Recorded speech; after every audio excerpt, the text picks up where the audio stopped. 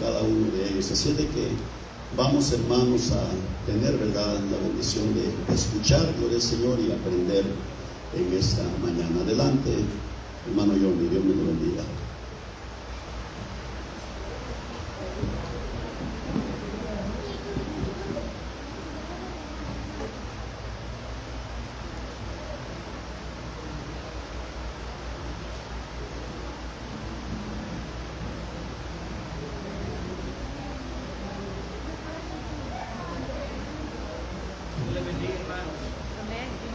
Dios les bendiga. Estamos agradecidos con el Señor por un día más que Él nos da, estar en su presencia, ¿verdad? Le voy a pedir a alguien, hermano, si me puede repartir los dos primeros estudios que están ahí. Les quedé debiendo la semana pasada el estudio de Los Ángeles de la semana pasada, pero gracias a Dios que hoy pudimos imprimir, así que reparta una a cada uno, ¿verdad? Ese es el estudio de esta mañana. Doy gracias al Señor porque está mejorando la asistencia de la escuela dominical, ¿verdad? Damos una cordial bienvenida a cada uno de ustedes, a los hermanos que nos sintonizan por medio de Estéreo Liberación. También bienvenidos a este lugar. Vamos a orar. Padre maravilloso, te damos gracias en esta mañana por la bendición, la oportunidad nuevamente que nos das de estar en tu casa para estudiar tu palabra. Pedimos la dirección de tu Espíritu Santo, Señor, para desarrollar este estudio. Llénanos de tu presencia, de tu Espíritu Santo, Señor. Podamos ser prácticos en tu palabra, que podamos atender y que podamos practicar tu palabra. Te lo pedimos en el nombre de Jesús. Amén y amén. Puede sentarse, hermano. Estamos estudiando el estudio número 3 de Teología Bíblica Sistemática como nuestra verdad central. Decimos que la teología bíblica y sistemática es una forma fácil y práctica de estudiar las Escrituras. Cuando decimos sistemática, estamos hablando de una serie de temas que van ordenados, ¿verdad? A eso se refiere sistemática. Y estamos ya en el capítulo 3. ¿Cuántos recuerdan cuál fue el capítulo 1? ¿Cuántos recuerdan cuál fue el capítulo 1? Las Escrituras. ¿Y el capítulo 2? ¿Recuerdan cuál fue el capítulo 2? Dios el Padre. El capítulo 3 tiene que ver con los ángeles. Cuando digo capítulo es como una unidad, y luego en base a ese capítulo o a esa unidad vamos a desarrollar varias clases, varios temas. Entonces, hoy es el tema de los ángeles. La semana pasada abarcamos el ángel de Jehová y parte de lo que es los querubines. Hoy vamos a continuar con la segunda parte. Hay diferentes interpretaciones según las distintas creencias en cuanto a la cantidad de arcángeles que hay y sus identidades. Nosotros vamos a ubicarnos en dos arcángeles, el arcángel Miguel y el arcángel Gabriel. Miguel, dijimos la semana pasada que significa jefe, es alguien que va liderando. Miguel es el jefe del ejército celestial según el canon bíblico. Gabriel es el mensajero celestial. Donde quiera que usted vea a Miguel, usted va a relacionarlo con algo que tiene que ver con guerras, con algo que tiene que ver con protección, con algo que tiene que ver liderar un ejército. Cuando usted vea a Gabriel en la Biblia, usted lo va a ver anunciando. Es el mensajero principal según el canon bíblico. Hay una serie de arcángeles que son apócrifos. ¿Qué significa apócrifos? Significa que no son parte del canon bíblico. La Biblia no menciona absolutamente ninguno de estos arcángeles apócrifos.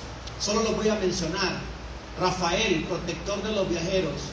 Uriel, encargado de las tierras. Raguel, encargado de la justicia y la imparcialidad. Sariel, encargado de los espíritus de los hombres. Eso es como información. Información, podemos decir, dogmática. pero no forman parte de lo que la Biblia dice. Nosotros nos encargaremos o nos limitaremos a exponer solo lo que las Escrituras mencionan. ¿Cuáles son? Miguel y Gabriel. Hay un eslogan que se ocupó en la era de la Reforma, que es: donde la Biblia hace silencio, nosotros callamos. ¿Sí lo ha oído? Donde la Biblia hace silencio, nosotros callamos. Por lo tanto, nos vamos a limitar solo en Gabriel y en Miguel. El subtítulo del arcángel: Miguel es mencionado como arcángel o ángel principal, según Judas, versículo 9. En Apocalipsis 12:2 dice: después hubo una gran batalla en el cielo, Miguel y sus ángeles luchaban contra el dragón, y luchaban el dragón y sus ángeles. Siempre usted va a ver que Miguel está mencionado donde hay lucha, donde hay guerra. Por ejemplo, en 1 Tesalonicenses 4:16 dice: porque el Señor mismo, con voz de mando, con voz de arcángel, dice, con voz de arcángel y trompeta de Dios, descenderá de los cielos. Habla de un liderazgo, habla de una aparición en donde este arcángel va liderando tropas y fuerzas celestiales. Él aparece también como ángel guardián de la nación de Israel. En Daniel 12:1, la primera parte de Daniel 12:1 dice: después hubo una gran batalla en el cielo, Miguel y sus ángeles luchaban contra el dragón, y luchaban el dragón y sus ángeles. En Daniel 12:1 dice, menciona a Miguel como el ángel guardián de la nación israelita. Me confundí de cita. En Daniel 12:1 dice: en aquel tiempo se levantará Miguel, el gran príncipe que está de parte de los hijos de tu pueblo. Entonces ahí vemos como Miguel es el guardián de la nación judía, según lo que dice este versículo, Daniel 12:1. Gabriel, por su parte, el otro arcángel, la manera de cómo se menciona a Gabriel indicaría también que ocupa una posición muy elevada. Gabriel está en la presencia del Señor. En Lucas 1:19 aparece Gabriel haciendo la anunciación a María, anunciando que de ella saldría el Salvador. Ese es Gabriel. A él se le asignan mensajes del orden más elevado con relación al reino de Dios. Esos son los dos arcángeles, Miguel y Gabriel. Uno que tiene que ver con lo que es las guerras, y el otro con lo que tiene que ver el mensajero de Dios que hace anunciaciones. Amén, pastor. Sí, tengo una duda porque en Gabriel, ¿verdad? Porque, bueno, yo lo he visto, puede ser que esté ahí alguna cita donde lo mencionen como arcángel. La verdad, no encontré una cita bíblica donde se mencione a Gabriel como arcángel. Más que todo, el estudio bíblico lo relaciona con la función de un arcángel, porque tiene una jerarquía sobre los demás ángeles. Entonces, por mencionar, son los únicos dos ángeles que menciona la Biblia por nombre. Entonces, por las funciones que ellos realizan, se considera, según el estudio bíblico que usamos, que es teología bíblica y sistemática, se le reconoce como arcángel por ser mencionado y por el orden jerárquico que tiene. Pero citas bíblicas no encontré absolutamente ninguna donde mencione a Gabriel como arcángel, sino más bien por la función que realiza. Ajá. Es un mensajero. Bueno, los ángeles, la palabra ángeles, más adelante, la palabra ángel significa mensajero, pero hay funciones específicas, especiales, en las cuales se menciona a Gabriel y en las cuales se menciona a Miguel. Amén. Ahora, el otro subtema es ángeles escogidos, que usted tiene ahí en su papelito. Ángeles escogidos. ¿Quiénes son los ángeles escogidos?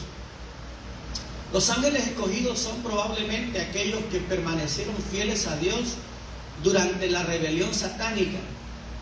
Fíjese, hay dos citas importantes que hacen una comparación acerca de ángeles escogidos. Una cita que yo escogí hace relación con los ángeles de Dios, y hay otra cita bíblica que hace relación con los ángeles que se rebelaron contra Dios, que se unieron a Satanás. La primera cita es 1 de Timoteo 5:21, en donde Pablo le dice al joven pastor Timoteo: te encarezco delante de Dios y del Señor Jesucristo y de sus ángeles escogidos.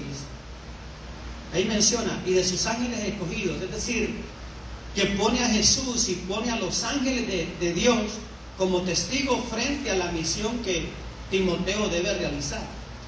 Dice: te encarezco delante de Dios y del Señor Jesucristo y de sus ángeles escogidos, que guardes estas cosas sin prejuicio, no haciendo nada con parcialidad. Bueno, para entenderlo, la segunda parte de ese versículo, tenemos que analizar lo que Pablo le está dando de instrucción a Timoteo: que guardes y hagas todas las cosas sin prejuicio, no haciendo nada con parcialidad. Ahí vemos ángeles escogidos, ángeles de Dios. Pero hay otra cita donde menciona ángeles del diablo, y es Jesús en Mateo 25:41. Dice: entonces dirá también a los de la izquierda: apartaos de mí, malditos, al fuego eterno preparado para el diablo y sus ángeles. Entonces ahí vemos una división, vemos una separación: ángeles escogidos, que son los ángeles del Señor, y hay otra separación de ángeles que fueron y se rebelaron contra Dios. Entonces, estos ángeles escogidos son probablemente aquellos que permanecieron fieles a Dios durante la rebelión satánica, y los que fueron rechazados, que se unieron a Luzbel en aquella rebelión que hubo, ¿verdad?, en el cielo. Sigamos adelante. Ángeles de las naciones. En Daniel, no vamos a leer todo el párrafo bíblico, pero usted lo hace en su casa. Los estudios que usted tiene, que yo les doy, hermano, es para que usted lean esas citas bíblicas en su casa y comparen los conceptos con esas citas bíblicas. No lo podemos desarrollar aquí todo porque estaríamos toda la tarde. Los ángeles de las naciones, en Daniel 10, del 13 al 20, ahí se nos parece enseñar que toda raza tiene su ángel guardián, un ángel que está preocupado por el bienestar de esa nación. El ángel le dice a Daniel que su petición por el retorno de los judíos ya había sido contestada, pero que no había tenido otro apoyo que el de Miguel, el príncipe de la nación hebrea. En el versículo 21 de Daniel 10, si usted gusta puede leer solamente ese versículo. Daniel 10, 21, es el varón que fue enviado a Daniel a responder su petición después de aquellas 3 semanas, le dice: pero yo te declararé lo que está escrito en el libro de la verdad, y ninguno me ayuda contra ellos, sino Miguel, vuestro príncipe. Está diciendo a Daniel, ¿verdad? Ninguno me ayuda contra él, sino Daniel, vuestro príncipe. Es obvio que había un conflicto espiritual en las regiones celestes. Es obvio que la respuesta ya había sido enviada a Daniel de parte del trono de Dios, pero es obvio que había una rebelión, que había un obstáculo, que había una oposición terrible de demonios que impedía que la respuesta fluyera directamente en ese momento a Daniel. Y todo tenía un propósito, obviamente. Todo tenía un propósito. Sin embargo, la Biblia dice que ese varón le estaba declarando lo que está escrito en el libro de la verdad. Y ninguno me ayuda contra esa oposición, sino solamente Miguel, vuestro príncipe, le dice a Daniel. Entonces podemos ver claramente que hay un ángel destinado a la nación, en este caso a Israel. El vocablo principado que aparece en el Nuevo Testamento quizás se refiera a estos príncipes angélicos de las naciones. ¿Ha oído usted esa expresión? Principados, potestades, principados. Quizás se refiere a estos príncipes angélicos de las naciones. Se emplea tanto para referirse a los buenos como a los malos ángeles. En Efesios 6:12, el apóstol Pablo dice una cita que usted la conoce: porque no tenemos lucha contra sangre ni carne, sino contra principados, contra potestades, dice. contra los gobernadores de las tinieblas. Entonces, si relacionamos esos calificativos, porque no tenemos lucha contra sangre y carne, sino contra principados, contra potestades, contra los gobernadores de las tinieblas de este siglo. Entonces vemos que este mundo, este siglo, está gobernado por huestes espirituales de maldad, que son antagónicas a la verdad, que se contraponen a la verdad, que se contraponen al Evangelio, contra huestes espirituales de maldad en las regiones celestes. Ahora, el mismo apóstol Pablo en Colosenses 2:15 dice que Jesucristo despojó a esas huestes de maldad, despojando, dice el apóstol Pablo en Colosenses 2:15, a los principados y a las potestades los exhibió públicamente, triunfando sobre de ellos en la cruz del Calvario. Entonces vemos que hay ángeles de las naciones según estas porciones bíblicas. Ahora, los querubines, de lo que hablábamos al principio, son los ángeles de más elevada posición. Los querubines son los ángeles de más elevada posición. ¿Quién me puede dar alguna referencia de dónde aparecen los querubines en la Biblia?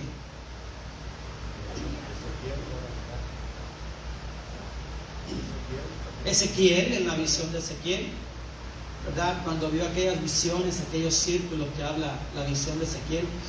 ¿Dónde más vemos los querubines? ¿Se acuerdan en Génesis 3, versículo, creo que ya por el 20 en adelante, donde dice que Dios sacó al hombre del huerto del Edén y puso un querubín? Creo que es en el versículo 24 de Génesis, donde dice que puso un querubín y una espada ardiendo que se revolvía en todo el huerto. Puso un querubín guardián. Los querubines, hermanos, siempre los va a ver usted en la Biblia guardando la gloria de Dios. Siempre los va a ver guardando la gloria de Dios. En otra parte donde aparecen los querubines fue cuando Dios le da instrucción a Moisés acerca del arca, y le dice que hará 2 querubines que tendrán sus alas extendidas, y cada uno de ellos tocará ala con ala al otro querubín, y serán una sola parte o una sola pieza con el propiciatorio. ¿Se acuerda de eso? Los querubines eran una sola pieza con el propiciatorio, y eso tiene un simbolismo espiritual. Guardan la gloria de Dios. Guardan la gloria de Dios. Amén. Ponga el micrófono, pastor. Puse el micrófono. Es posible que también tenga que ver algo con la redención, que anuncian algo acerca de la redención, porque siempre aparecen, ¿verdad? Por ejemplo, en Ezequiel habla, ¿verdad?, de que aparecen y se mueven y viene la gloria del Señor, y se ve también una carroza donde hay un personaje ahí, ¿verdad? Entonces a veces parece que tiene que ver también algo con la redención del hombre. Tiene que ver con la redención del hombre.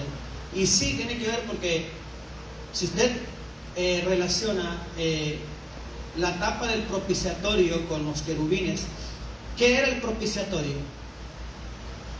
El propiciatorio era la tapadera donde se hacía la libación de la sangre, donde se distribuía la sangre del sacrificio. Y eso tenía que ver con el sacrificio de Cristo. Gracias, profesor. Tenía que ver con el sacrificio de Cristo, la sangre del propiciatorio. Entonces los querubines están guardando eso, y eso habla de Cristo. Eso habla del sacrificio de Cristo. ¿Y para qué el sacrificio de Cristo?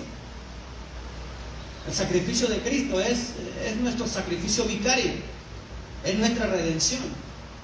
Amén. Entonces, los querubines son descritos, mire, los querubines son descritos con el rostro de un león, de un hombre, de un buey y de una águila, como una representación de la perfección de las criaturas. El león, no la fuerza y el vigor de un león, ¿verdad? Es una representación. El rostro humano representa la inteligencia humana. la velocidad del águila y el servicio del buey. Esa representación tiene que ver con los querubines y con la disposición que estos ángeles tienen para estar vigorosos, para hacer las cosas con vigor, para servir como un animal de carga, como ese buey, y a la velocidad del águila, con la inteligencia humana, aunque ellos tienen una mayor inteligencia que el intelecto humano, pero es una representación. Vamos con los serafines. Sabemos muy poco de los serafines, hermano. La Biblia no nos dice mucho de los serafines. Solamente hay 2 citas en la Biblia donde aparecen los serafines. Y estas 2 citas están en Isaías capítulo 6. Solamente esas 2 citas aparecen en la concordancia bíblica, los serafines, en Isaías 6. La palabra serafines significa seres ardientes. Seres ardientes. Cuando hablamos de seres ardientes, estamos hablando de seres que se postran, que adoran, que hay fuego en su corazón, que hay una pasión en su corazón. Eso significa seres ardientes.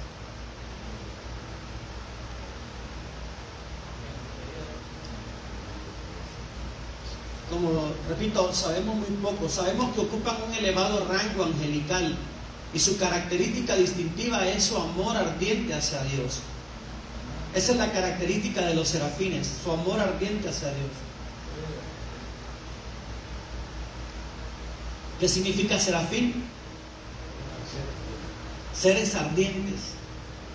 ¿Alguien se llama serafín? Se llama ser ardiente. Vamos al carácter de los ángeles.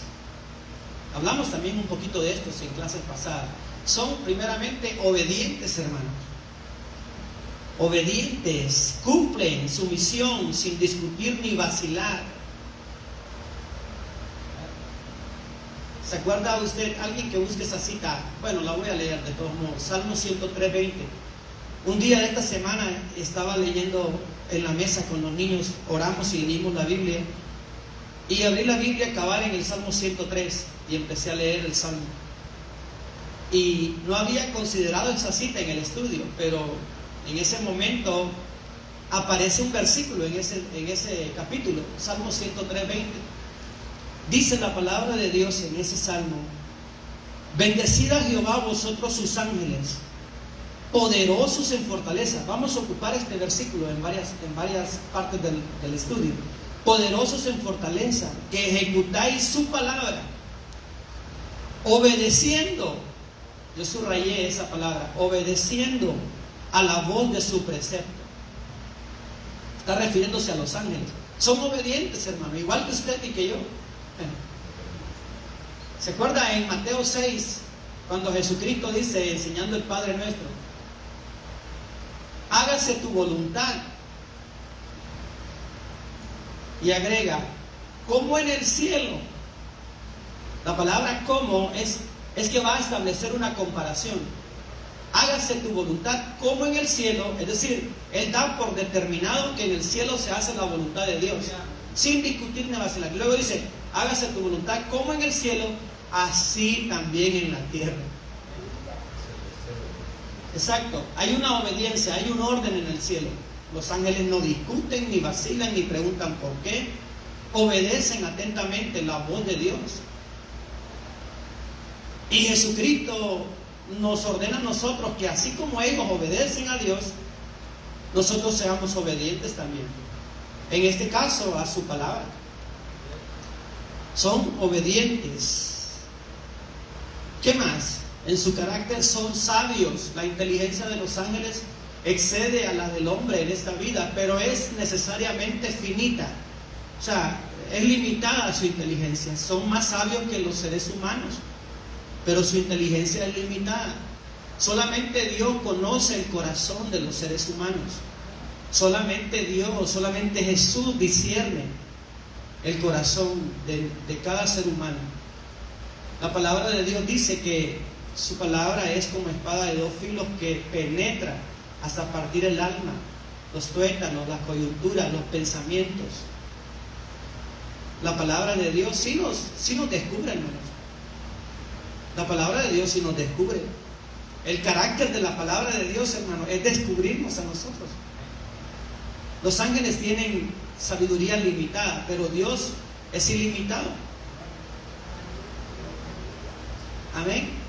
El conocimiento que los ángeles tienen del misterio de la gracia es limitado.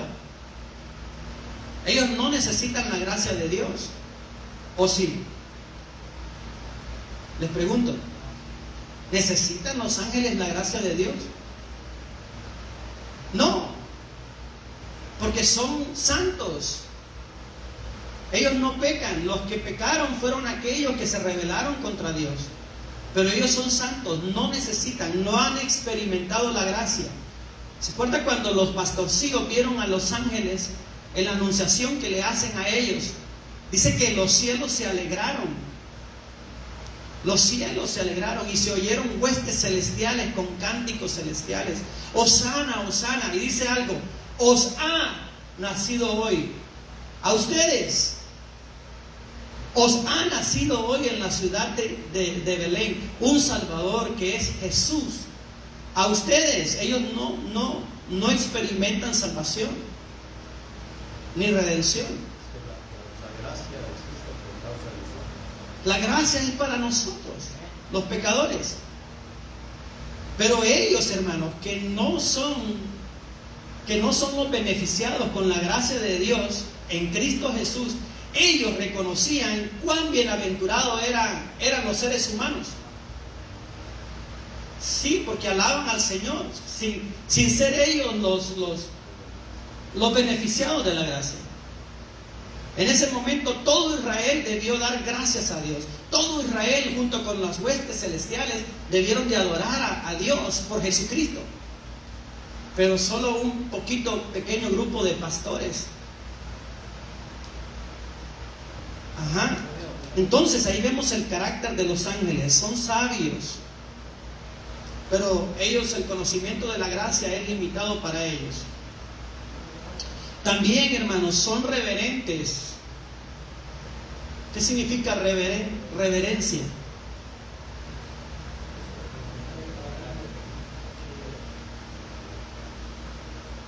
Amén, hermano.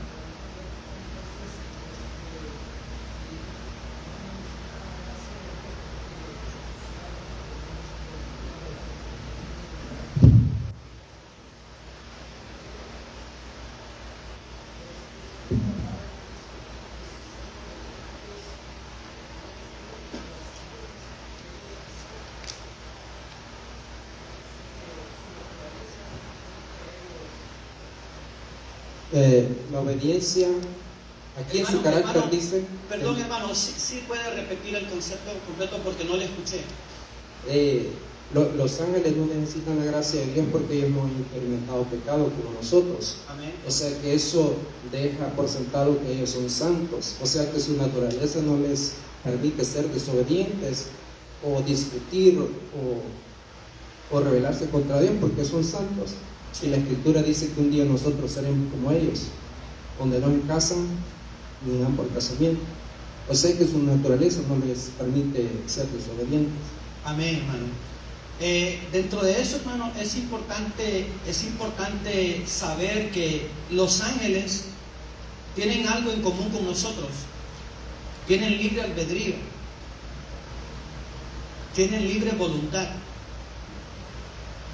O sea, aunque ellos son santos, aunque ellos son sabios, ellos tienen voluntad propia. Dios no los robotizó, no los hizo en el sentido de que no deben decidir. Pero ellos adoran voluntariamente a Dios. Si Dios no diera libre albedrío, entonces, ¿cómo podría recibir él adoración sabiendo que es una adoración genuina? Entonces, en ese sentido, los ángeles que se rebelaron contra Dios tuvieron libre albedrío, tuvieron voluntad, decidieron seguir a Luzbel. En ese sentido, ellos tienen libre voluntad. Ellos adoran voluntariamente a Dios el Padre. Es el micrófono, ¿no? O sea, quiere decir que si algún día, como dijo Jesucristo, seremos como los ángeles, entonces quiere decir que nosotros siempre tendremos el libre albedrío como volver a pecar y ser destituidos de la gloria de Dios. No. O está establecido que dice el Señor que Él es santo y no hay pecado delante de Él. No, hay que entender el contexto en que Jesucristo está usando esa palabra. Jesucristo está contrarrestando a los saduceos, que están hablando de que en el cielo van a haber pasiones humanas en cuanto al matrimonio. Tenemos que entender eso. Jesucristo está dándoles el verdadero sentido de cómo seremos en el cielo. Está hablando específicamente de las pasiones físicas entre los matrimonios, entre el esposo y la esposa. Entonces, el contexto inmediato de eso es la aplicación en cuanto a la pregunta que le hacen a Jesucristo los saduceos. Perdón. Amén. Sí, es que la situación es de que le llevan a Jesús esa historia, ¿verdad? Exacto. De que un hombre se casó y murió sin dejar hijos. El hermano de él se casó con la viuda y así se casaron 7 hermanos y ninguno de ellos dejó hijos. Entonces, ahí vemos el contexto. Entonces ella murió también, ¿verdad? Exacto. Entonces ellos le dicen porque ellos no creían en la resurrección y quieren agarrar a Jesús en algo. Y dice, cuando ellos resuciten, ¿de quién de los 7 será mujer o esposa? Ahí le responde sí. Ahí el punto que los saduceos eran aquellos que decían que no habría resurrección y están contendiendo con Jesús en cuanto a la resurrección. Amén. Y presentan un punto que tiene que ver con la orden de la ley, de que si un hombre moría sin descendencia, se casara con su hermano. Y si así decía la ley. Sí, o sea, lo que yo estoy aprendiendo ahorita aquí es algo nuevo, como libre albedrío de los ángeles. O sea, nosotros siempre tendremos el libre albedrío en el cielo como los ángeles. Eso es algo nuevo. Aquí nosotros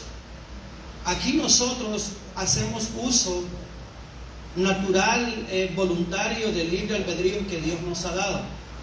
Pero una vez que se cumpla en nosotros la glorificación, estaremos adorando al Señor. Estaremos por los siglos de los siglos adorando al Señor. Ahora, Perdón, amén. lo que pasa es de que cuando nuestro cuerpo sea glorificado, ya no será un cuerpo carnal que está sujeto a las pasiones, Exacto. sino que será un cuerpo glorificado y todo lo que vamos a hacer es adorar a Dios. Ya no habrá deseo de pecar ni nada de eso, porque Amén. ya somos personas transformadas, ¿verdad? Como el cuerpo del Señor Jesús, y todo será adoración, Amén. ¿verdad? Y lo haremos, ¿verdad? Naturalmente con gozo, con alegría. Pero yo pienso de que ya no tendremos ese gusanito, ¿verdad?, que nos vaya a querer hacer pecar. Amén. Ahorita nosotros tenemos una lucha que se levanta, cuando usted se despierta, se levanta con usted también. Se levanta todos los días, se levanta con usted. Y usted tiene que estar decidiendo, como hijo de Dios, siempre tratar de agradar a Dios. Porque ese ser también se despierta con usted. Se duerme con usted, se despierta con usted. Y andamos en esa lucha cotidiana. Pero cuando pasemos a la eternidad, hermanos, se va a acabar eso. Amén.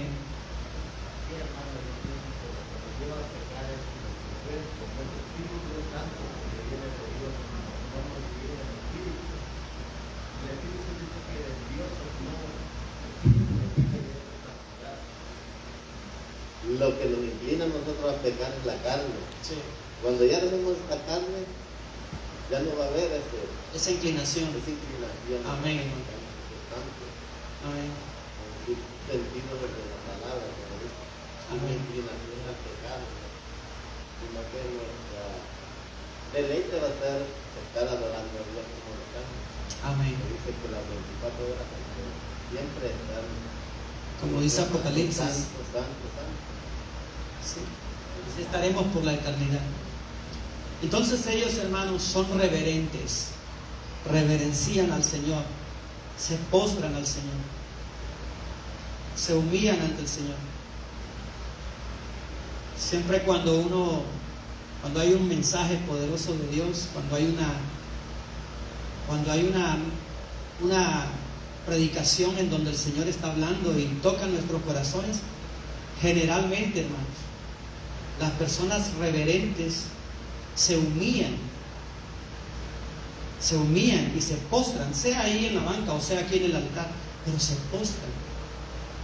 Y fíjense que yo he pensado que esas personas que se postran, que son reverentes, son generalmente las más piadosas, las que están más cerca de Dios. Y las personas que están así un poco indiferentes son los que deberían estar primeramente postrados ante Dios. Pero generalmente, hermanos, los que se humillan son los que posiblemente están más cerca del Señor en cuanto a la piedad. Son reverentes. A veces se hace el llamado y hay personas que están con los ojos abiertos, están ahí irreverentes, hermano. Una de las cosas que yo admiro de los católicos es que ellos, aunque están dando adoración a ídolos falsos, son reverentes. Claro, todo tiene su tiempo, hermanos. Hay tiempo de alabanza, hay tiempo de adoración, hay tiempo donde podemos adorar con nuestra garganta, con nuestra voz, con nuestras palmas. Todo tiene su tiempo y su espacio. Hay personas que dicen amén donde deben callar. Y cuando deben decir amén, se callan. Ellos son reverentes, los ángeles son reverentes. Nehemías 9:6 dice: tú solo eres Jehová, tú hiciste los cielos y los cielos de los cielos, con todo su ejército, la tierra y todo lo que está en ella, los mares y todo lo que hay en ellos, y tú vivificas todas estas cosas. Y luego dice: y los ejércitos de los cielos te adoran. Los ejércitos de los cielos te adoran. Dice Nehemías, capítulo 9, versículo 6. ¿Se acuerda que Pablo dice en Filipenses 2, versículo 9, dice que a Jesucristo se le ha dado toda autoridad, dominio y gobierno? Dice que Dios lo exaltó hasta lo sumo y le dio un nombre que es sobre todo nombre, para que en el nombre de Jesús toda rodilla se doble, de los que están en los cielos, en la tierra y debajo de la tierra, y toda lengua confiese que Jesucristo es el Señor, para gloria de Dios Padre. Toda lengua confesará que Jesucristo es el Señor. Pero hay dos diferencias, o hay una diferencia. Nosotros lo confesamos de forma voluntaria, de forma amorosa, porque es nuestro Señor.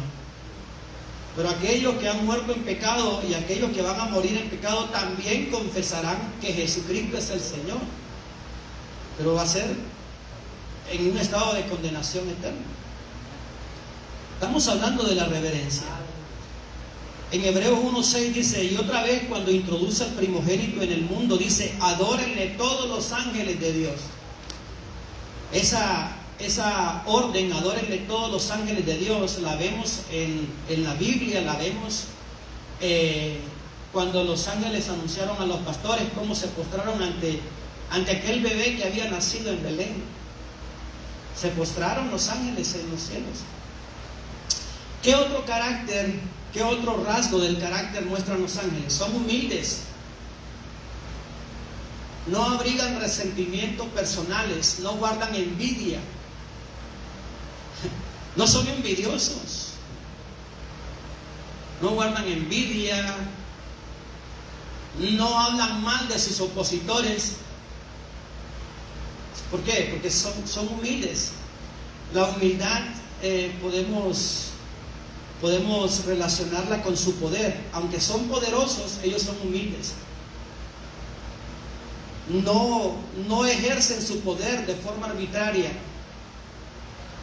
No usan su poder para venganza. En 2 de Pedro 2:11 y en Judas 9 habla acerca de que cuando se disputaba el cuerpo de Moisés, el ángel Miguel contendía, dice, por el cuerpo de Moisés. Pero dice que no profirió palabras, sino que solo dijo, el Señor te reprenda. Y ahí aprendemos un gran principio, hermano. Un gran principio de humildad. De dejar que sea el Señor que tenga y que tome cuidado de las circunstancias. No, yo soy poderoso, yo puedo resolver el problema por mí mismo. Los ángeles son humildes. No andan buscando problemas, ni andan... Son poderosos, hermanos. Son poderosos. Son poderosos. La Biblia dice, el ángel de Jehová acampa alrededor de los que le temen y los defiende. Son poderosos. El mismo versículo del cual les hablé en Salmo 103:20. Bendecid a Jehová vosotros sus ángeles. Y dice, poderosos en fortaleza. Poderosos en fortaleza. Y luego dice, que ejecutáis su palabra. Me gustan esas características, porque dice, son poderosos en fortaleza para ejecutar la palabra de Dios. Ese es un gran principio, hermanos. Las habilidades, los dones, las características, las cosas que podamos hacer, tienen un propósito. Los ángeles son poderosos en fortaleza, pero no para ellos mismos, no para gloriarse o para hacer algo para ellos mismos, sino para ejecutar la orden de Dios. ¿Se acuerdan que Jesucristo dijo, toda potestad me es dada en los cielos? Y luego dice, por tanto, id. La potestad de Cristo ha sido una autoridad delegada a la iglesia. ¿Para qué? ¿Para qué? Para predicar el Evangelio, hermanos, para predicar el Evangelio. No para que le reconozcan, no para que lo exalten, no para que digan buenas cosas de usted, no para que lo pongan en un pedestal. No, hermano, para predicar la palabra de Dios. Los ángeles ejecutan la misión, son poderosos en fortaleza. Dice que ejecutáis su palabra. Ese es un límite que ellos tienen, que Dios les da, ejecutar la palabra de Dios, obedeciendo a la voz de su precepto. No se salgan del precepto. No se salgan del precepto. Vamos a otra característica. Son santos. La palabra santos, como decía mi hermano, son separados. La santidad, hermanos, no tiene que ver con cosas superficiales o sobrenaturales. Ay, ese hombre es santo, ay, esa mujer es santa. Y pensamos o aludimos que no es de este mundo. La santidad, hermanos, es un término práctico que significa separación. Separación. Separación. Los ángeles son santos, separados por Dios y para Él, como dice Apocalipsis 14:10. Santos ángeles de Dios, son separados. Veamos su obra, lo que ellos hacen, lo que ellos realizan. Primero, son agentes de Dios. Se los menciona como ejecutores de los decretos de Dios. Y ahí les doy una serie de citas bíblicas que yo deseo que usted las compare en su casa. Son agentes de Dios. ¿Qué más? Son mensajeros de Dios. Mensajeros de Dios que ejecutan a una velocidad posiblemente más rápida que la luz. No hay velocidad más rápida que la luz, ¿verdad? Pero me imagino, por decir algo, obedecen. Mensajeros de Dios. El vocablo ángel significa literalmente mensajero. Mensajero. ¿Se acuerdan las cartas de Apocalipsis? Los primeros 3 capítulos, el capítulo 2 y el capítulo 3. Escribe al ángel de la iglesia en Éfeso. Escribe al ángel de la iglesia en Esmirna. Escribe al ángel de la iglesia en Filadelfia. Escribe al ángel de la iglesia en la Odisea. El ángel es el mensajero. En esas cartas se está refiriendo a los pastores de esas iglesias. Por medio de los ángeles, Dios nos envía primeramente anunciaciones. Ahí vemos las citas bíblicas de la anunciación de Cristo.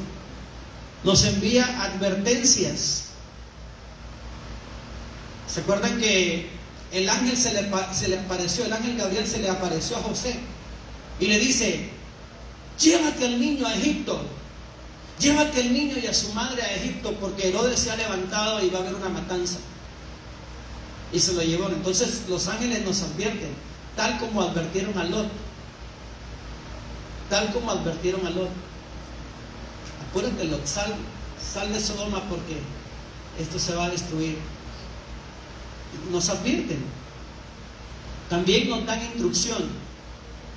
Y ahí están las citas bíblicas. Nos dan aliento. Y ahí están algunas citas bíblicas. Ahorita les voy a dar una nota aclaratoria que es muy importante. También los ángeles Dios nos envía revelación. Dios puede usar a los ángeles para darnos una revelación, aunque la revelación completa es la palabra de Dios. ¿Cuánto podemos entender eso? La revelación completa, hermanos, es la palabra de Dios. Pero en la palabra de Dios usted va a ver ángeles que dan revelación. Citas bíblicas: Apocalipsis capítulo 1, versículo 1. Apocalipsis 1:1, ese versículo está apropiado. Como el ángel se le aparece a Juan y le da la revelación. Por medio de los ángeles, Dios conforta y sostiene a los santos, a los herederos de la salvación. Son enviados para sostener, confortar a los santos herederos de la salvación. Y ese versículo de Hebreos 1:14 habla de eso. También son enviados para preservar. Génesis 16:7, Éxodo 23:20, Apocalipsis 1:1. Son enviados para liberar. Para liberar, hermano. Dios usa. Bueno, estoy hablando de lo que la Biblia nos dice. ¿Se acuerdan cuando aquel ángel entró a la cárcel y sacó a Pedro de la cárcel? El ángel mientras la iglesia estaba orando, eso está en Hechos 12, versículos 7 al 11. Mientras la iglesia hacía oración por Pedro que estaba en la cárcel, el ángel del Señor entró a la cárcel y le tocó y le dice: levántate, cíñete, ponte tus zapatos, tus chancletas, tus chanclas, pues, póntelas y vente conmigo. Y salieron en medio de las escuadras de soldados. Habían muchos soldados, hermanos. Y él abrió las puertas se les abrieron y Pedro salió de la cárcel y Pedro pensaba que era una visión. ¿Se acuerda usted de eso? Pedro pensaba que era una visión. Sin embargo, él entendió después que el ángel del Señor lo había liberado de la cárcel. Y cuando toca la puerta, aquella niña llamada Febe, que abre la puerta, se asombró y de gozo ni tan siquiera le abrió la puerta. Se fue y le dijo a los demás: ¡Hey, Pedro está ahí en la puerta! Y ellos decían: no, es su ángel.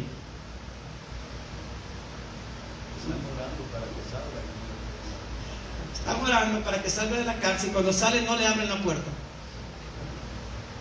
Entonces, son enviados para liberar. También interceden, hermanos. Y ahorita voy a explicar esto. En nuestro libro de texto, Teología Bíblica, dice que ellos interceden, pero en las citas bíblicas que yo encuentro, Zacarías 1:12 y Apocalipsis 8:3, encuentro que la cita bíblica que hace referencia está hablando de el ángel de Jehová. Cuando ya hablamos de eso el domingo pasado, ¿a qué se refiere cuando dice el ángel de Jehová? A uno, ¿verdad? A un ángel específico. Y dijimos que el ángel de Jehová es una teofanía, es una aparición de Cristo preencarnado, es una aparición de Cristo en el Antiguo Testamento. Es una aparición de Cristo en el Antiguo Testamento. Entonces, Jesucristo es el que intercede por nosotros. Jesucristo es el que intercede por nosotros. Hechos 4:12 dice: y en ningún otro hay salvación, porque no hay otro nombre bajo el cielo dado a los hombres en quien podamos ser salvos. Jesucristo es el que intercede por nosotros. Y como estamos hablando de los ángeles, cuando se dice el ángel de Jehová, se está refiriendo a Jesús. Ellos ejercen un ministerio a favor de los justos, aún después de la muerte. ¿Se acuerda cuando los ángeles fueron enviados a traer el alma de Lázaro? En Lucas 16:22. Aquí está la nota aclaratoria. Eso es importante.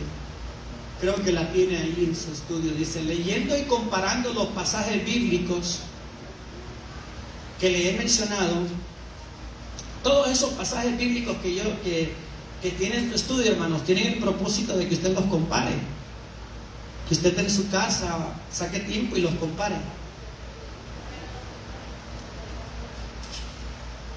Leyendo y comparando los pasajes bíblicos antes mencionados con lo que Jesús dice en Mateo 18:10. ¿Qué dice Mateo 18:10? Bueno, comparando esa cita de Jesús con los pasajes bíblicos que le he dado, algunos han formulado el dogma de los ángeles guardianes, entre comillas, ángeles guardianes, según la cual cada creyente tiene un ángel especial destinado a guiarlo y protegerlo por la vida. Eso me suena como un concepto idolátrico, ¿verdad? Ahora, ¿qué dice Mateo 18:10? Jesucristo está hablando de los pequeños. Mire, en Mateo 18:10 a Jesucristo se le juntan los discípulos y alguno que otro ahí espectador, que hay siempre, ¿verdad? Y le dice: ¿quién será el más grande en el reino de los cielos? Y Jesucristo tomó a un pequeño niño. El original habla de un niño que no tiene conciencia aún, pero que está chiquito, y que lo toma y lo acerca a él. Y Jesucristo empieza a hablar de que se tiene que hacer como un niño. El que no sea como un niño no entrará en el reino de los cielos. ¿De qué está hablando Cristo ahí? Está hablando de la condición física o del carácter de un niño. Es obvio que está hablando de la inocencia, de la no malicia en su corazón, de la no venganza en su corazón, de que un pequeño niño no sabe diferenciar entre el odio y la maldad. Esos sentimientos no se albergan en su corazón. Así son los niños. Estoy hablando de niños pequeños, porque el texto original habla de un pequeño niño que no tenía conciencia aún de lo malo. Y Jesucristo nos lleva a nosotros a que nos ubiquemos como un pequeño niño que no guarda rencor, que no guarda celos, que no guarda odio. Y nos pone en la misma condición de carácter, de que seamos como esos pequeños niños inocentes que no tienen ningún sentimiento de maldad en su corazón. Y Jesucristo en el versículo 10 dice: mirad que no menospreciéis a uno de estos pequeños. Cuando Cristo usa este sentido en estas palabras, ahora se está refiriendo a todos aquellos hombres y mujeres que han tomado el Evangelio, que han aceptado el Evangelio, que son pequeñitos porque son niños en el Evangelio y están ahí y aceptaron el plan de salvación y están creciendo. No podemos menospreciar a los bebitos en la fe, no podemos menospreciar a los niños en la fe. Ahora, no se deben de quedar siendo niños en la fe. Ese es el problema. Entonces Cristo dice: no menospreciéis a uno de estos pequeños, porque os digo que sus ángeles en los cielos ven siempre el rostro de mi Padre que está en los cielos. Está un poco difícil ese versículo, porque quien intercede ante Dios el Padre es Cristo Jesús, ¿verdad? Jesucristo dice aquí que hay ángeles que están velando, que están siempre enfrente del rostro del Señor. Es como aquel versículo donde Cristo dice que deben de haber testigos cuando se confronta a una persona dando fe. Los ángeles están ahí viendo que se está haciendo una injusticia en la tierra y viendo el rostro del Señor, sabiendo que Él es justo y que nada se esconde detrás de su rostro, nada se esconde ante el rostro del Señor. Los ángeles están en su presencia viendo el rostro del Padre, dice Jesús. Y luego agrega de que es mejor que al que sirve de tropiezo se le ate una piedra de molino. ¿A qué se refiere? ¿A los niños chiquitos o a los cristianos que están creciendo en la enseñanza, en el Evangelio? A los cristianos que están creciendo en el Evangelio. Tengo una nota aquí, hermano, con respecto a ese versículo. Las Escrituras enseñan que a menudo Dios cuida de sus fieles por medio de los ángeles. Esos ángeles tienen un amor e interés sincero por los hijos de Dios. Qué lindo, hermano. Mire, podemos ser dogmáticos en cuanto al cuidado de los ángeles por nosotros. Los primeros cristianos afirmaban que cada cristiano tenía un ángel que lo protegía. Y eso lo vemos en ese acontecimiento cuando los discípulos dijeron acerca de Pedro: no, es su ángel. En Hechos 12:15, es el ángel, es su ángel. Pero es algo bien importante, hermanos. Hay doctrinas centrales y hay doctrinas que no son centrales en cuanto al Evangelio. Hay doctrinas primarias y hay doctrinas secundarias. Nosotros nos aferramos o nos clavamos, como dice entre comillas el cliché salvadoreño, nos clavamos a veces en cosas secundarias en lugar de darle la importancia a las doctrinas primarias. Podemos ser dogmáticos en cuanto al ángel guardián, pero eso no me quita ni me agrega a mi relación con Dios. Yo soy salvo en Cristo Jesús y esa es una centralidad. Hay temas secundarios que a veces le damos demasiada relevancia. No dejan de ser importantes, por supuesto, pero el cuidado de los ángeles no lo podemos negar, porque hay muchas escrituras bíblicas en donde vemos a los ángeles del Señor actuando a favor de sus siervos. En el Antiguo Testamento usted lo va a ver.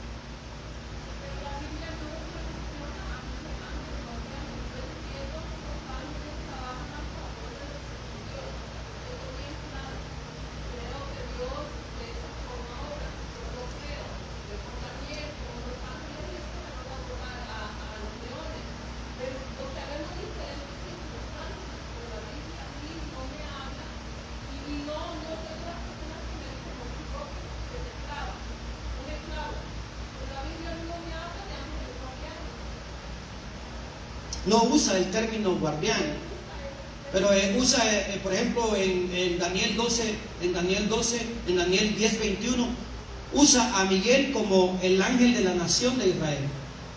Usa al arcángel Miguel como el ángel guardián de la nación de Israel, según es así.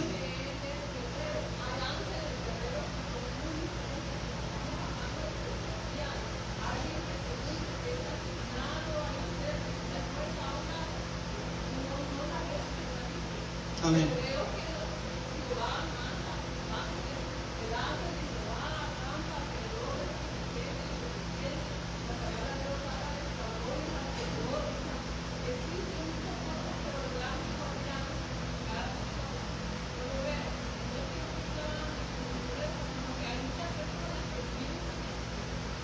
Amén, pastor.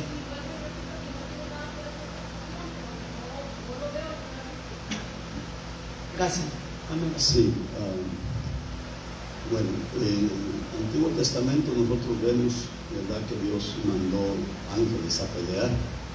Y, por ejemplo, Josafat no tuvo necesidad de meter las manos, ¿verdad?, porque llegó un ángel y hizo estragos, ¿verdad?, con el enemigo. Se manifiestan los ángeles también cuando llegan allá con Lot y todo eso. pero no menciona la Biblia que haya un ángel para cada uno de nosotros de ninguna manera. Y además, en aquel entonces el Espíritu Santo no estaba en el pueblo de Dios, sino solamente en los líderes, ¿verdad? En algunos. En cambio, con nosotros, el Espíritu de Dios está con nosotros ahora. Amén. Es el que nos cuida, el que nos guarda, el que nos alerta, el que nos exhorta también, ¿verdad? Pero pienso que en algún momento, cuando, yo lo pienso, ¿verdad? Que en algún momento cuando uno va a tener algún accidente, es posible que Dios envíe algún ángel a ayudarlo a uno. Sí. ¿Me entiende? Pero ni cuenta nos damos nosotros. Sí, no nos vamos a dar cuenta hasta que estemos allá, hasta que estemos en la gloria y que nuestros ojos. Amén. Amén.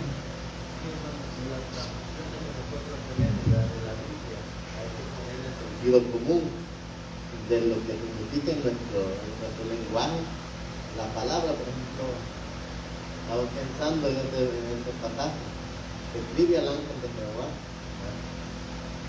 Entonces hay gente, con todo respeto, hay gente que se hacen llamar pastores y usan esos títulos. No, es que yo soy el ángel de Jehová, en la iglesia. Entonces, y el simple lenguaje sería al mensajero de Dios. Sí. Pero ellos no quieren ese título de mensajero, ellos quieren el de ángel. Porque hay que saber aplicar en nuestro lenguaje que estamos ya. Y por eso es que se dan estas interpretaciones con Cristo. Sí. Porque no lo interpretamos conforme al tiempo que estamos viviendo. Sí. Amén, hermano. Sí. Así que podemos ser dogmáticos en cuanto al ángel guardián. ¿Qué si al Señor le place que nosotros seamos mártires? ¿Qué pasó con Esteban? ¿Por qué no lo libró el Señor?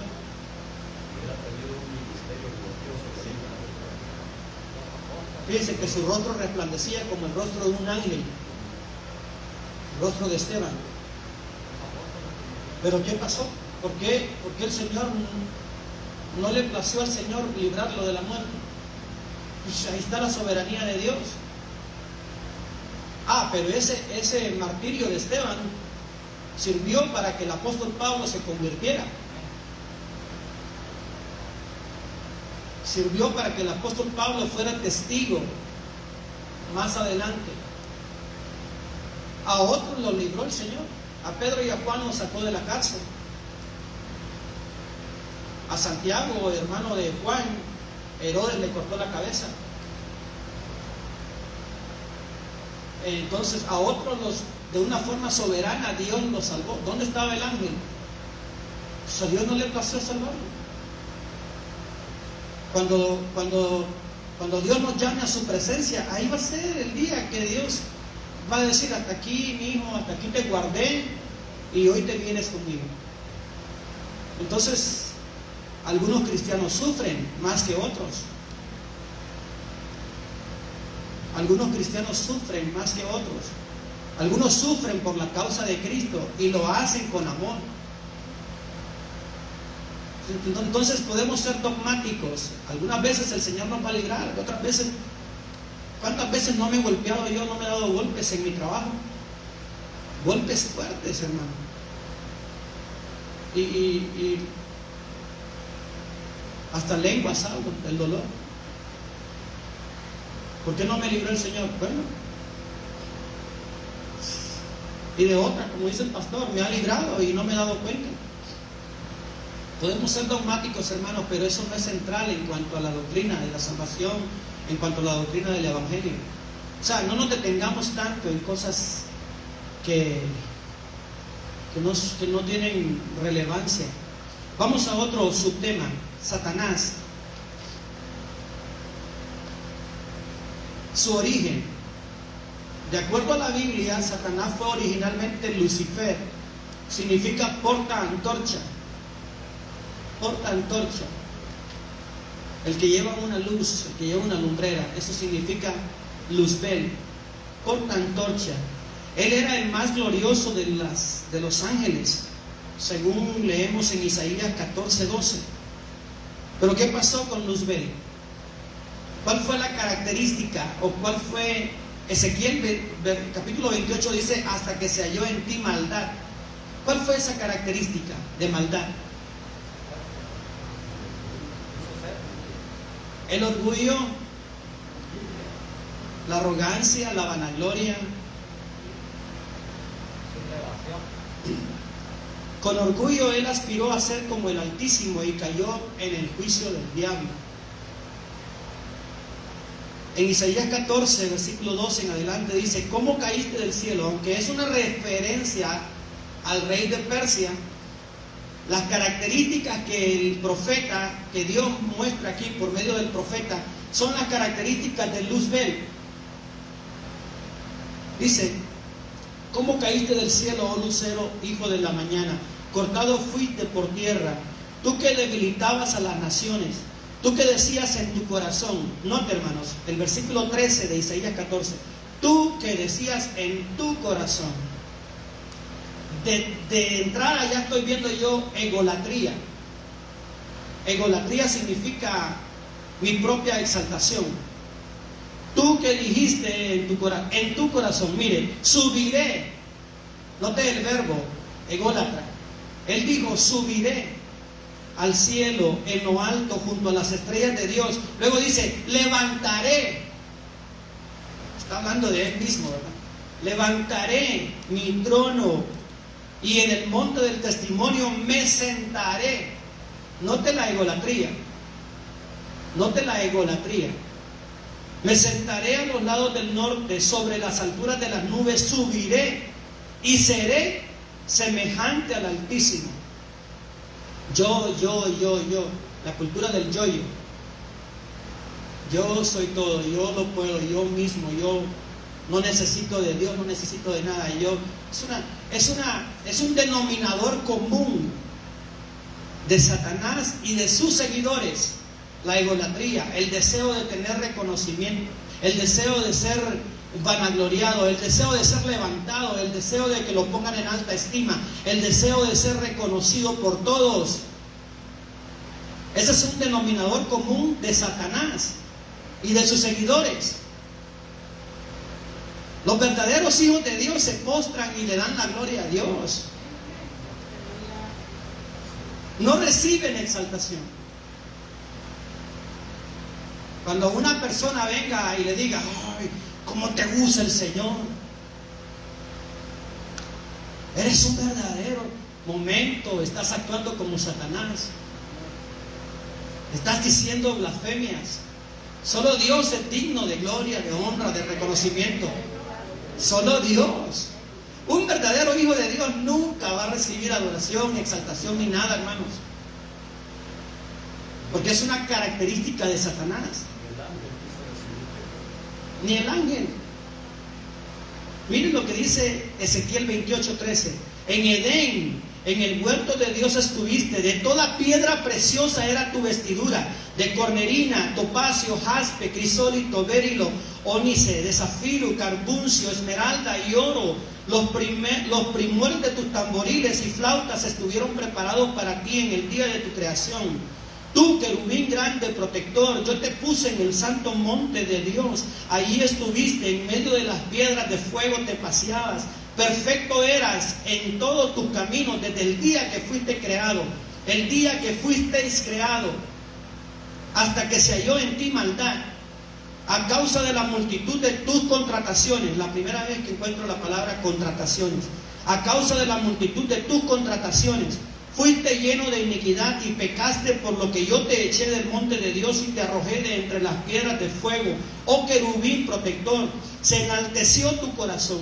A causa de tu hermosura corrompiste tu sabiduría. A causa de tu esplendor yo te arrojaré por tierra. Delante de los reyes te pondré, para que miren en ti, es decir, para que tú seas ejemplo a ellos. Con la multitud de tus maldades y con la iniquidad de tus contrataciones. Segunda vez que encuentro la palabra contratación. Cuando yo encuentro una palabra dos veces en un contexto bíblico, Dios me está diciendo algo. Contratación, alguien que paga para que hagan algo a favor de él. Alguien que ofrece algo para que hagan algo a favor de esa persona que paga. Y luego dice, profanaste con la multitud de tus maldades y con la iniquidad de tus contrataciones, profanaste tu santuario. Yo pues saqué fuego de en medio de ti, el cual te consumió y te puse en ceniza sobre la tierra a los ojos de todos los que te miran. Todos los que te conocieron de entre los pueblos se maravillarán sobre ti. Espanto serás y para siempre dejarás de ser. Hermano, una de las características comunes de los seguidores de Satanás es la vanagloria, el orgullo, la propia exaltación, el buscar el reconocimiento de las personas o de los demás. ¿Ha visto usted esas iglesias donde anuncian polvo de oro y que cae polvo de oro en la congregación y que se llenan de... ¿Ha visto eso? Ajá. ¿No será que aquel está batiendo las alas y se le caen las piedras? ¿O se le cae un poquito de oro? ¿De qué le sirve a usted que caiga oro en este lugar? ¿De qué le sirve en cuanto a la santidad? ¿De qué me sirve a mí que hayan cosas extraordinarias aquí, que caiga oro del cielo o que el agua se convierta en vino, que son puros trucos para atraer a la gente? ¿En qué me hace más santo eso a mí? La palabra de Dios dice que no andamos por vista, sino por fe. Entonces, un denominador común de los seguidores de Satanás es el orgullo, la vanagloria, la honra de los hombres. Recuerden que Cristo dijo, honra de los hombres no busco. Pablo dice en 1 Timoteo 3:6, no un neófito, no sea que envaneciéndose caiga en la condenación del diablo. Envaneciéndose. Note de qué manera el orgullo y la ambición frustrada lo consumen hasta el día de hoy, de manera que desea ser adorado. Satanás desea ser adorado, hermanos, como el Dios de este siglo. Es una ambición que será transitoriamente satisfecha cuando se encarne el anticristo. Esa cita, Apocalipsis 13:4, dice, y adoraron al dragón que había dado autoridad a la bestia, y adoraron a la bestia diciendo, ¿quién como la bestia y quién podrá luchar contra ella? Pero ese reino va a terminar.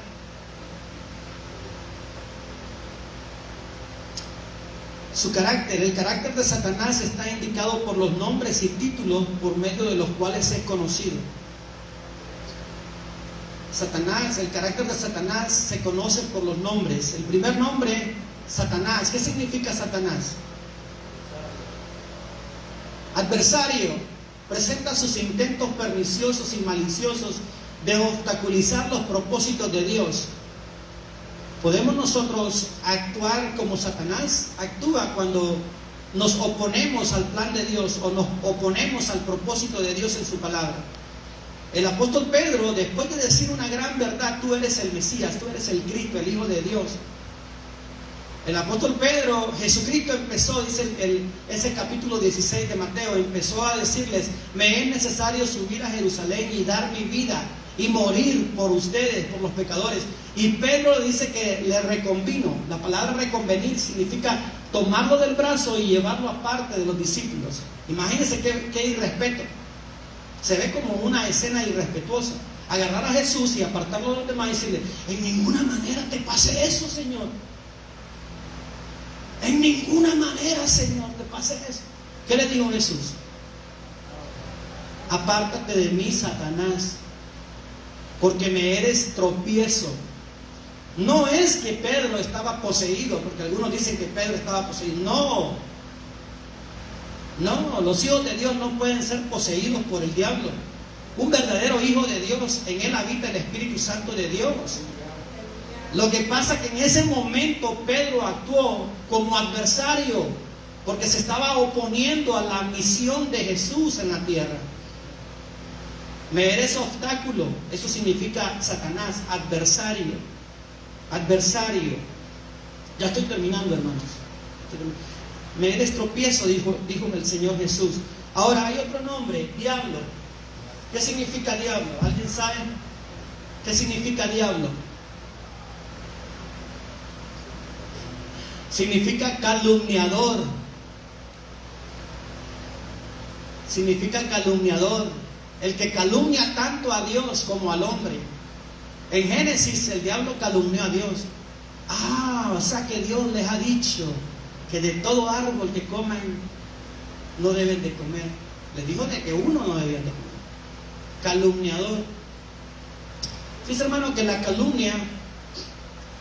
calumnia tiene el sentido de el daño que va a provocar. Puede ser una verdad o puede ser una mentira. Generalmente la calumnia se relaciona con algo que es mentira. Pero más que eso, tiene que ver con la intención que yo tengo de dañar a otra persona.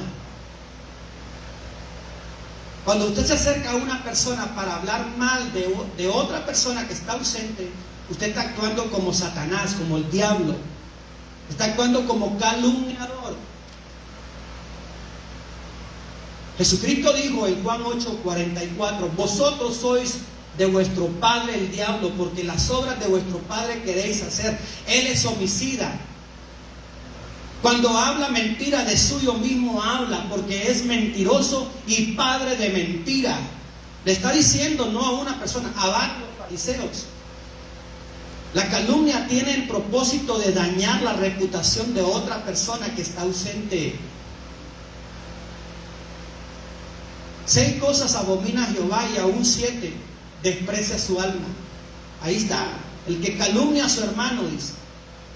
La lengua mentirosa, el que manos derramadoras de sangre, el que corre presurosamente a hacer el mal, el que habla calumnia contra su hermano. Diablo significa calumniador. Otro título de Satanás es destructor. Es el pensamiento indicado por el vocablo griego apolión y el hebraico abadón. Jesucristo dijo en Juan 10:10: el ladrón no viene sino para hurtar y matar y destruir. Se está refiriendo a falsos profetas, a falsos pastores, falsos maestros que introducen herejías en la iglesia, pero actúan como actúa Satanás, como actúa el destructor. El ladrón no viene para hurtar y matar y destruir. Yo he venido para que tengan vida y que la tengan en abundancia. Es un título más de Satanás, destructor. También se le conoce como serpiente antigua. Eso tiene referencia con aquel que en el pasado lejano, allá en Edén, se introdujo en una serpiente, utilizó un animalito inocente para, por medio de este animal, hacer caer a la mujer. Hoy venía para la iglesia y venía pensando, las primeras palabras registradas en la Biblia que habla una mujer fue una inculpación.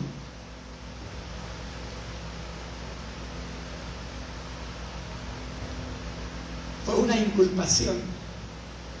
También las primeras palabras registradas en la Biblia de un hombre fue inculpación, es decir, trasladar la culpa a otra persona. La serpiente antigua se le conoce también en Apocalipsis 12:9. También sin otro nombre o otro... Sí, hermana, ya a la una me dijo el pastor. Otro calificativo es tentador. ¿Qué significa tentador? Poner a prueba. Ese término también se emplea con relación al trato de Dios, fíjense, hermano. Pero hay una gran diferencia. Mientras Dios prueba al hombre para su bien, para purificar, para desarrollar su carácter, Satanás lo tienta con el malvado intento de destruirlo. Tenemos que hacer esa diferencia. ¿Se acuerda en Génesis 22 que Dios probó, dice la Biblia, Génesis 22:1, y probó Dios a Abraham, diciéndole: Abraham, y Abraham le contesta: heme aquí, Señor. Si supiera para qué le estaba llamando el Señor, no hubiera dicho heme aquí. ¿Sabe qué significa heme aquí? Estoy dispuesto, Señor, a hacer lo que me pidas. Estoy aquí, Señor, para hacer tu voluntad. Y probó Dios a Abraham diciéndole: Abraham, y él contestó: heme aquí, Señor. sacrifícame a tu hijo. Entonces quizás ahí Abraham no hubiera dicho, heme aquí, Señor. Dios nos prueba, hermanos. En Deuteronomio 8:1 dice: cuidaréis de poner por obra todo mandamiento que yo os ordeno hoy, para que viváis y seáis multiplicados, y entréis y poseáis la tierra que Jehová prometió con juramento a vuestros padres. Y te acordarás de todo el camino por donde te ha traído Jehová tu Dios estos 40 años en el desierto. Y luego dice: para afligirte. ¿Qué? Que Dios los trajo en el desierto 40 años. ¿Para qué? Para afligirte, dice. Para probarte. Para saber lo que había en tu corazón, si habías de guardar o no sus mandamientos. Y luego dice el 3, Deuteronomio 8:3: y te afligió, y te hizo tener hambre, y te sustentó con maná, comida que no conocías tú ni tus padres la habían conocido, para hacerte saber que no solo de pan vivirá el hombre, sino de toda palabra que sale de la boca de Jehová. Dios sacó al pueblo para probarlo, para afligirlo, para saber lo que había en su corazón. Dios nos prueba, hermanos. Sería bueno que usted se pregunte lo que está pasando, lo que está sucediendo en su vida ahorita. ¿Es porque Dios lo está probando? ¿Es porque Dios está probando su fidelidad? Y luego que usted demuestre la fidelidad a Dios, usted salga fortalecido, como lo hizo con su pueblo. Él nos prueba, hermanos, para saber lo que hay en nuestro corazón. No para que Él lo sepa, para que nosotros sepamos de qué material estamos hechos. Gozaos en las diversas pruebas, porque la prueba produce fe, la fe produce paciencia, dice el apóstol Santiago. Ahora, Satanás nos tienta para destruirnos. Es diferente, así lo hizo con Job, así lo trató de hacer con Jesús en Lucas 4, en la tentación. Hermanos, termino con esto. El mundo, en el sentido en el cual es denunciado en las Escrituras, es esa vasta asamblea de actividades humanas cuyo Dios es el humanismo. ¿Qué es el humanismo? El humanismo es todo centrado en el hombre, todo centrado en el ego, en el hombre, en el bienestar del hombre. Y eso es lo que se hace hoy en día. La mayor parte de las iglesias centran su doctrina, su dogma en hacerlo sentir bien al hombre, a los miembros. Eso se llama humanismo. El apóstol Juan dice: no améis al mundo ni las cosas que están en el mundo, los hábitos del mundo, porque el mundo pasa y sus deseos, pero el que hace la voluntad de Dios permanece para siempre. Dios les bendiga, amados hermanos. Dios les guarde. Dejo a mi pastor con nosotros, que él concluya.